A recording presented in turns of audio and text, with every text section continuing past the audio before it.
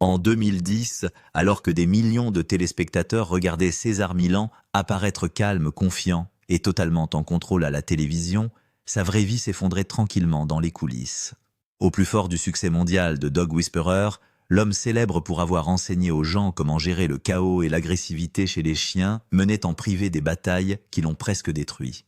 Un mariage raté, une pression émotionnelle écrasante, un stress financier, des pertes personnelles dévastatrices et une tentative d'automutilation se sont tous déroulés en même temps, tandis que les caméras continuaient de le présenter comme inébranlable. Pour le public, César ressemblait à un homme qui maîtrisait le contrôle. En réalité, il perdait peu à peu le contrôle de presque tout ce qui l'entourait. L'histoire commence loin des studios de télévision et de la renommée hollywoodienne.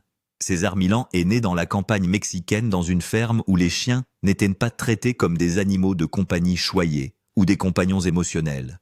C'étaient des animaux de travail faisant partie de la survie quotidienne des créatures censées garder rassemblées et se déplacer aux côtés des gens sans attention ni affection constante. Dès son enfance, César maniait les chiens avec une sorte de calme instinctif que les autres remarquaient immédiatement et peu de temps après, son entourage commença à l'appeler El Perrero, le berger de chiens. Même lorsqu'il a grandi à Sinaloa, il est devenu obsédé par les programmes de télévision américains comme Lassie et Rin Tin Tin.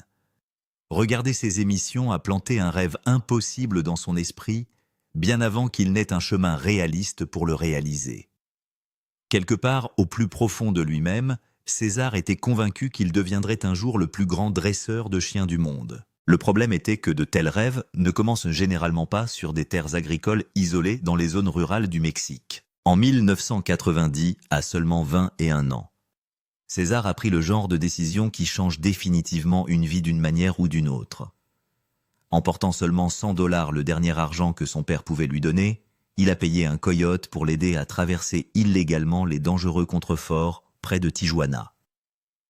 Il est arrivé à San Diego incapable de parler anglais, sans relation, sans stabilité et sans plan clair. Au-delà de la conviction obstinée qu'il réussirait d'une manière ou d'une autre, la réalité qui l'attendait en Amérique était bien plus dure que le rêve qu'il portait de l'autre côté de la frontière. Pendant près d'un mois, César a vécu sans abri dans les rues de San Diego, luttant pour survivre jour après jour, tout en recherchant désespérément toute opportunité liée aux chiens. Finalement, il a trouvé du travail dans un salon de toilettage pour chiens, et il n'a pas fallu longtemps avant que les clients commencent à remarquer quelque chose d'inhabituel chez lui. Des chiens anxieux se détendaient autour de lui. Les chiens agressifs se sont calmés d'une manière que leurs propriétaires ne pouvaient pas expliquer.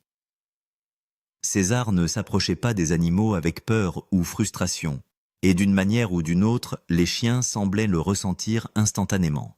Plus tard, il a déménagé au nord de Los Angeles et a occupé différents emplois tout en essayant de rester à flot financièrement. Il a travaillé dans un atelier d'esthétique automobile, a économisé suffisamment d'argent pour acheter une camionnette et a lentement commencé à bâtir sa réputation en emmenant avec lui des chiens difficiles pour des séances de dressage prolongées. Peu de temps après, les habitants des quartiers d'Englewood et de South Central ont commencé à reconnaître l'étrange vision d'un Mexicain en rollers glissant dans les rues tout en étant tiré par d'énormes meutes de chiens en laisse. L'image semblait presque surréaliste, mais cela a fonctionné. La nouvelle s'est répandue tranquillement d'un propriétaire de chiens à l'autre, car les résultats étaient difficiles à ignorer.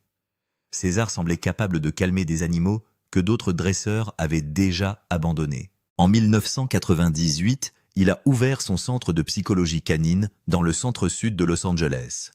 Ce fut le tournant où sa réputation commença à s'étendre au-delà des quartiers locaux et dans les cercles de célébrités suffisamment puissants pour changer complètement son avenir. Mais la personne la plus responsable d'avoir ouvert cette porte n'était ni un directeur de télévision, ni un producteur. C'était l'actrice Jada Pinkett Smith. Peu de temps après avoir rencontré César, Jada est devenue l'un de ses premiers partisans, parce qu'elle croyait sincèrement en ce qu'elle avait vu en le regardant travailler avec des chiens. Elle a tout de suite compris que son plus gros obstacle n'était pas le talent, c'était de la communication. César parlait encore à peine assez bien l'anglais pour naviguer dans la vie quotidienne sans parler de la télévision. Jada s'est personnellement arrangée pour qu'il reçoive des cours d'anglais, l'aidant ainsi à développer progressivement les compétences linguistiques qui lui permettront plus tard de communiquer ses idées à des millions de téléspectateurs. Au fur et à mesure que sa confiance grandissait, elle lui présenta davantage de clients dans les cercles hollywoodiens et finalement, sa réputation parvint aux producteurs de télévision qui réalisèrent que son approche inhabituelle de la réhabilitation des chiens pouvait cacher toute une émission. Sa première grande exposition nationale a eu lieu en 2002 grâce à un article du magazine People sur son travail de réhabilitation des chiens appartenant au réalisateur Ridley Scott. 2 ans plus tard, en 2004, Dog Whisperer, avec César Millan, a été diffusé pour la première fois sur la chaîne National Geographic. Et tout à coup, l'homme qui a traversé la frontière avec $100 est devenu l'un des visages les plus reconnaissables de la télévision par câble. La hausse a été explosive. Dès la 3e saison, Dog Whisperer était devenu le programme le mieux noté du réseau et a gagné la reconnaissance des Emmy tout en attirant un public du monde entier. Des millions de téléspectateurs sont devenus fascinés de voir César entrer dans des maisons avec des chiens violents, agressifs ou incontrôlables et les transformer d'une manière ou d'une autre en quelques heures. Mais même si le public est tombé amoureux de lui, une autre réaction s'est progressivement développée au sein de la communauté professionnelle du comportement animal. Dès le début, de sérieuses critiques ont suivi César partout. Sa philosophie fondamentale semblait simple et intuitive aux téléspectateurs ordinaires. César pensait que les chiens fonctionnaient comme des bêtes de somme et exigeaient un leadership calme et confiant de la part des humains. Il répétait constamment que les chiens ont besoin d'exercices de discipline et d'affection dans cet ordre. Sur la base de cette philosophie, il a utilisé des techniques telles que les corrections de laisse, la contention physique, le positionnement de style alpha et ce qu'il a décrit comme des touches correctives pour interrompre un comportement dangereux. Pour des millions de personnes qui regardaient chez elles, les transformations semblaient remarquables. Les familles aux prises avec des chiens terrifiants ont soudainement semblé soulagées lorsque les animaux se sont considérablement calmés en un seul après-midi. Mais de nombreux vétérinaires et spécialistes du comportement animal ont affirmé que l'ensemble du cadre derrière les méthodes de César était fondamentalement erroné. Des organisations comme l'American Veterinary Society of Animal Behavior ont averti à plusieurs reprises qu'un entraînement basé sur la domination pourrait accroître la peur, l'anxiété et l'agressivité au lieu de les résoudre. Les critiques ont également souligné que la célèbre théorie du loup alpha, à laquelle César faisait souvent référence, avait déjà été fortement contestée par les chercheurs. Les études originales portaient sur des loups piégés ensemble en captivité et non sur des meutes sauvages naturelles. Et même certains des scientifiques à l'origine de la recherche ont admis plus tard que les conclusions avaient été mal comprises et simplifiées à l'extrême. Selon de nombreux experts, les chiens ne passent pas leur vie à lutter constamment contre les humains pour la domination, comme le sous-entend souvent l'émission de télévision. Ils ont fait valoir que le recours à des corrections basées sur la punition sur des animaux effrayés ou réactifs pouvait parfois aggraver les problèmes de comportement plutôt que de les réhabiliter. César a refusé de reculer face à ces critiques. Pour lui, la preuve existait directement devant la caméra. Il a pointé du doigt à plusieurs reprises des chiens considérés comme désespérés ou dangereux avant son intervention des chiens qui, selon lui, étaient revenus sains et saufs à la vie familiale grâce à ces méthodes. Il a également fait valoir que la formation par renforcement purement positif échouait souvent dans les cas très agressifs, laissant les propriétaires sans solution pratique lorsque les chiens devenaient dangereux. Le fossé entre partisans et critiques est devenu de plus en plus intense parce que les deux côtés pensaient protéger les chiens. Et finalement, le débat a cessé d'être théorique. En 2012, lors d'une apparition dans The Alan Titchmarsh Show, l'animateur Alan Titchmarsh a ouvertement confronté César à l'antenne au sujet de séquences jugées abusives. Alan l'a directement accusé d'avoir utilisé des méthodes cruelles et inutiles après avoir regardé une vidéo dans laquelle César semblait frapper un chien dans la gorge. César s'est immédiatement défendu, insistant sur le fait qu'il ne s'agissait pas d'un abus, mais d'une touche corrective destinée à interrompre en toute sécurité un comportement dangereux. Pendant ce temps, des organisations comme la Société royale pour la prévention de la cruauté envers les animaux ont publiquement averti les téléspectateurs que certaines des techniques présentées dans le programme pourraient provoquer de la peur, de la douleur et une escalade de l'agressivité si elles étaient mal imitées. Ce qui a rendu la controverse si explosive, c'est que les gens qui regardaient exactement les mêmes images repartaient souvent en voyant des réalités complètement différentes. Les partisans ont vu un dresseur sauver des chiens dangereux avant que l'euthanasie ne devienne inévitable. Les critiques ont vu un homme normaliser les méthodes basées sur la peur pour la télévision de divertissement. Et puis les procès ont commencé. Le premier cas majeur est survenu en 2006, lorsque le producteur de télévision Flody Suarez a intenté une action en justice, affirmant que son labrador retriever Gator avait subi de graves blessures alors qu'il séjournait au centre de psychologie canine César. Selon des documents déposés au tribunal, Suarez a reçu un appel frénétique l'informant que le chien avait été transporté d'urgence aux soins vétérinaires d'urgence après s'être prétendument effondré pendant l'entraînement. Lorsque Suarez est arrivé, il a affirmé que Gator saignait de la bouche et du nez, avait du mal à respirer dans une tente à oxygène et était couvert d'ecchymose. Le procès alléguait que des membres du personnel avaient forcé le chien sur un tapis roulant tout en utilisant un collier étrangleur lors de séances d'exercice intenses. Les frais vétérinaires auraient dépassé 25 000 $. L'affaire a finalement été réglée en privé l'année suivante, mais les dégâts publics avaient déjà commencé. Les histoires remettant en question ce qui s'est réellement passé dans les coulisses de l'établissement César ont commencé à se répandre bien au-delà des cercles vétérinaires. Puis vint un autre procès majeur en 2015.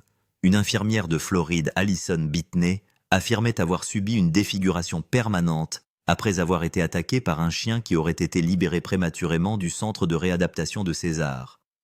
Selon la plainte, le chien n'avait pas réellement terminé sa rééducation avant d'être restitué, ce qui soulève de sérieuses questions quant à savoir si les animaux dangereux ont été éliminés trop rapidement. À ce stade, l'image publique de César était de plus en plus divisée. Pour ses partisans, il est resté un faiseur de miracles qui a réhabilité des chiens que personne d'autre ne pouvait sauver. Aux yeux des critiques, il représentait une personnalité dangereuse de la télévision, diffusant des philosophies de formation dépassées et potentiellement dangereuses auprès de millions de téléspectateurs. Et tandis que ces batailles publiques éclataient autour de lui, quelque chose d'encore plus sombre se produisait en privé. Parce que pendant la même période où son empire ne cessait de croître, César Millan lui-même commençait tranquillement à s'effondrer à huis clos. La plainte décrivait des blessures ouvertes défigurantes des lacérations profondes des muscles et des tendons et des fractures osseuses et demandait des dommages-intérêts punitifs pour ce qu'elle qualifiait de libération négligente d'un animal que le centre avait accepté de réhabiliter. L'affaire s'ajoute à un modèle que les critiques de César soulignaient non seulement les méthodes utilisées sur les animaux dont il avait la garde, mais aussi le jugement exercé sur le moment où ces animaux pouvaient être rendus au public en toute sécurité. Le procès le plus conséquent a eu lieu en 2020 et lorsqu'une plaignante nommée Lydia Matisse a intenté une action pour un incident survenu en 2017 alors qu'elle était mineure et gymnaste de compétition de niveau 10, le plus haut niveau du programme des Jeux olympiques juniors de gymnastique des États-Unis. Le procès alléguait que le pitbull de César Junior l'avait attaqué dans un immeuble de bureau appartenant à César à Van Nuys en Californie, la mordant à plusieurs reprises à la jambe gauche et lui causant des blessures si graves qu'elle était incapable de continuer la compétition.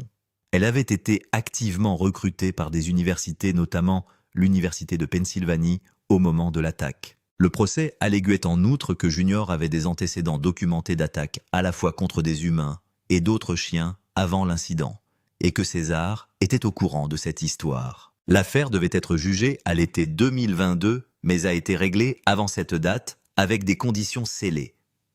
Le procès Matisse contenait une allégation supplémentaire qui a suscité à elle seule une attention considérable, l'affirmation selon laquelle Junior avait déjà tué l'un des chiens de Queen Latifah lors d'une séance d'entraînement dans les locaux de César et que César avait dissimulé la mort de l'animal en disant à la chanteuse que son chien avait été tué par une voiture. Les représentants de César ont qualifié cette allégation de mensonge flagrant. La véracité de la revendication particulière demeure dans le domaine public non résolu.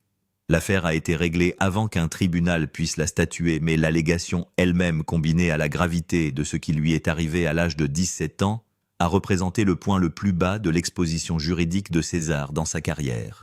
Les procès étaient publics et préjudiciables, mais ils se produisaient en même temps qu'une crise personnelle dont personne en dehors de l'entourage immédiat de César n'avait connaissance que 2 ans après un effondrement si complet qu'il faillit mettre fin à ses jours. L'effondrement complet. Tout s'est effondré pour César Millen dans les premiers mois de 2010 dans une séquence de pertes qui sont arrivées trop vite et trop durement pour que quiconque puisse les absorber de manière normale.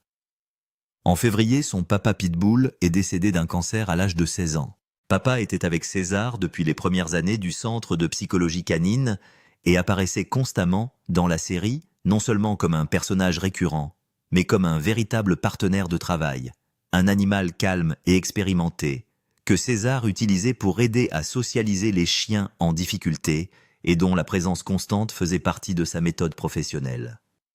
César l'a appelé mon mentor. Il m'accompagnait partout, même sur le tapis rouge, a déclaré César à Inside Edition. Le décès de papa a été la perte d'un collaborateur au centre de sa vie professionnelle. Un mois après la mort de papa, alors que César était en tournée en Europe, sa femme depuis 16 ans, Illusion lui a dit au téléphone qu'elle demandait le divorce. C'était dur parce que je ne m'y attendais pas. Je suis entré dans une grosse dépression. J'ai perdu beaucoup de poids et j'ai senti que j'avais perdu la chose la plus importante, c'était ma famille. Alors que la situation financière devenait plus claire dans les semaines qui suivirent, César découvrit quelque chose qui aggravait la dévastation. Bien qu'il soit l'une des personnalités les plus regardées de la télévision par câble, une série de mauvaises affaires commerciales ne lui ont laissé presque rien à montrer. Il a déclaré au Men's Journal « J'ai découvert que je ne possédais rien, juste des t-shirts et des tournées », a-t-il déclaré au Men's Journal, le spectacle, les livres, la marque. Et presque aucune de l'architecture financière sous-jacente ne lui appartenait. En mai de cette année-là, sur le sol de la maison de sa femme, il a avalé une combinaison de son Xanax et de toutes les autres pilules qu'il a pu trouver, s'est mis au lit et a attendu. Il a décrit sa pensée au cours de ces minutes avec une franchise difficile à comprendre. Je pensais que si je fais une combinaison, je peux mourir plus vite. Alors j'ai juste pris toutes les pilules que j'ai pu trouver. Au lieu de mourir, il s'est réveillé dans le service psychiatrique de l'hôpital où il a été maintenu en observation pendant 72 heures. Sa réaction au réveil vivant était typiquement pratique. Rien ne s'est passé. J'ai pensé, eh bien merde, ça veut dire que je ne suis pas censé mourir. Je ferais mieux de retourner au travail. Il a refusé les médicaments dans le cadre de son rétablissement et conformément à la philosophie qu'il avait toujours enseignée, il s'est reconstruit grâce à l'exercice physique et au travail structuré. Le divorce a finalement été finalisé. Il a accepté de payer à Illusion 23 000 $ par mois à vie. Son fils aîné, André, a refusé de se réconcilier avec lui pendant des années. L'effondrement personnel s'est produit au même moment où la situation professionnelle commençait à s'effilocher. La dynamique culturelle de l'émission ralentissait. La pression critique s'intensifiait et l'incident porcin qui surviendrait en 2016 amènerait directement à sa porte une enquête pour cruauté envers les animaux. L'incident du cochon est le spectacle qui a discrètement disparu. Dog Whisperer, avec César Millen, a été diffusé sur la chaîne National Geographic jusqu'en 2012 date, à laquelle il a été annulé après 8 saisons. Un format dérivé César 911 a été lancé sur Nat Geo Wild et s'est poursuivi jusqu'en 2016, et c'est au cours de cette exécution que s'est produit l'incident qui a généré l'examen juridique le plus direct des méthodes de César. Dans un épisode de février 2016, César travaillait avec un mélange de bulldog français nommé Simon qui avait l'habitude d'attaquer les porcs de son propriétaire. Pour remédier à ce comportement, César a organisé une séance de dressage direct avec un cochon. Simon a attaqué le cochon, lui mordant l'oreille et faisant couler du sang. L'épisode a été diffusé et l'American Humane Association a répondu officiellement déclarant que le traitement des animaux ne respectait pas leurs directives pour une utilisation sûre des animaux dans les médias filmés. Plus de 10 000 personnes ont signé une pétition qualifiant ces méthodes d'inhumaines. Le contrôle des animaux du comté de Los Angeles a ouvert une enquête. L'enquête s'est terminée le 11 avril 2016, lorsque le bureau du procureur du comté de Los Angeles a refusé de porter plainte, invoquant des preuves insuffisantes et estimant que les méthodes de César étaient sûres et humaines. La conclusion formelle l'a innocenté légalement, mais l'épisode avait déjà causé un préjudice à sa réputation que l'exonération n'a pas pu réparer complètement. La série Better Human, Better Dogs a été lancée sur National Geographic en 2021 et a duré 5 saisons, la 4e étant diffusée en avril 2024 et la 5e en août 2024. Fin 2024, l'émission a disparu de Disney+, où elle était diffusée, Disney proposant une déclaration, la décrivant comme une décision commerciale standard, ce qui est le genre d'explication d'entreprise qui ne fournit aucune information utile sur ce qui a réellement motivé le choix. Les fans étaient frustrés.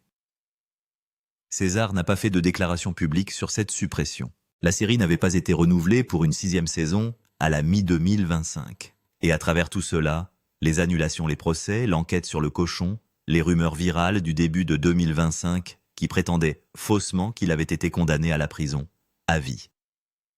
César a continué à construire et à trouver un public qui n'était pas prêt à le laisser partir. Voyons ce qu'il fait maintenant. César Millan, réalité présente. César Millan exploite actuellement le Dog Psychology Center à Santa Clarita en Californie. Un établissement de 43 acres situé dans les montagnes au nord de Los Angeles, qui lui sert de base d'entraînement de lieu de tournage et d'incarnation physique du rêve qu'il décrit porter depuis son enfance. En mars 2025, il a lancé une adhésion de coaching virtuel en direct appelée Pack Leadership Community, offrant aux abonnés un accès direct hebdomadaire à lui via des sessions en direct et des questions-réponses en temps réel. Il s'est associé à XL Brands sur une gamme de produits pour animaux de compagnie appelée Trust, Respect, Love de César Millan. Il a lancé un podcast intitulé Walking with César fin 2024, mêlant conseils de formation, histoire personnelle et coaching de mentalité. Il s'est produit à la foire du comté de San Diego en juin 2025, travaillant avec un public en direct dans le format qu'il utilise depuis l'annulation de l'émission originale. Moitié conférence, moitié démonstration avec des chiens de refuge locaux, il est fiancé à Jair Adar, une femme d'origine dominicaine qu'il a rencontrée alors qu'elle travaillait comme vendeuse dans un magasin Dolce & Gabbana à Los Angeles, avec qui il travaille depuis 2011 et avec qui il s'est officiellement fiancé en 2016. Son fils Calvin est apparu dans certains de ses projets médiatiques et César a déclaré ouvertement qu'il s'orientait vers un transfert générationnel, qu'une partie de ce qu'il faisait maintenant consistait à former ses fils à faire avancer le travail. Son fils aîné André, avec qui sa relation s'est brisée lors du divorce, s'est finalement réconcilié avec lui, ce que César a décrit comme l'une des réparations les plus importantes qu'il ait faites dans sa vie. La controverse sur ses méthodes n'est pas résolue et ne montre aucun signe particulier de résolution. La position de la communauté des sciences du comportement n'a pas changé. L'entraînement basé sur la domination est considéré par les principaux chercheurs en comportement animal comme étant basé sur un modèle inexact de comportement canin et comme comportant des risques réels d'augmentation de la peur et de l'agressivité chez les animaux qui y sont soumis. La position de César n'a pas non plus changé. Il défend les résultats qu'il produit reconnaît qu'aucune méthode ne fonctionne pour tous les chiens et continue de fonctionner selon une philosophie qu'il a développée non pas dans un cadre universitaire, mais dans les rues du centre-sud de Los Angeles, observant comment des chiens qui n'ont rien en commun avec une meute de loups en captivité se comportaient réellement lorsqu'ils étaient manipulés par quelqu'un qui faisait plus confiance à son instinct qu'à n'importe quel manuel. Ce que l'histoire complète montre clairement, c'est que le véritable sujet de César n'a jamais été uniquement les chiens. Les chiens sont la méthode. Le sujet est la question de savoir comment établir une autorité sur quelque chose qui ne parle pas votre langue et comment projeter le genre d'énergie calme, centrée et déterminée qui amène un animal effrayé ou agressif à vous reconnaître comme le centre stable de son monde et à arrêter de se battre. César a passé 55 ans à répondre à cette question dans le contexte des chiens. Il a également, de son propre chef, passé ces mêmes années à ne pas répondre à cette question dans le contexte de son mariage, de ses finances, de son fils aîné et de la communauté critique qui a soutenu qu'il causait du mal tout en croyant qu'il faisait le bien. L'écart entre ces deux choses, l'homme qui peut calmer n'importe quel chien et l'homme qui ne peut pas toujours calmer sa propre vie, est ce qui le rend véritablement compliqué d'une manière avec laquelle ni ses défenseurs ni ses détracteurs n'ont été entièrement disposés à s'asseoir. Pensez-vous que les méthodes César fonctionnent et sont idéales ? Ou la science a-t-elle totalement raison sur le fait qu'il s'agit de maltraitance animale ? Partagez vos réflexions avec nous dans la section commentaires. N'oubliez pas d'aimer, de partager et de vous abonner pour en savoir plus. Cliquez également sur la vidéo suivante qui s'affiche sur votre écran. Vous l'apprécierez. Vous ça.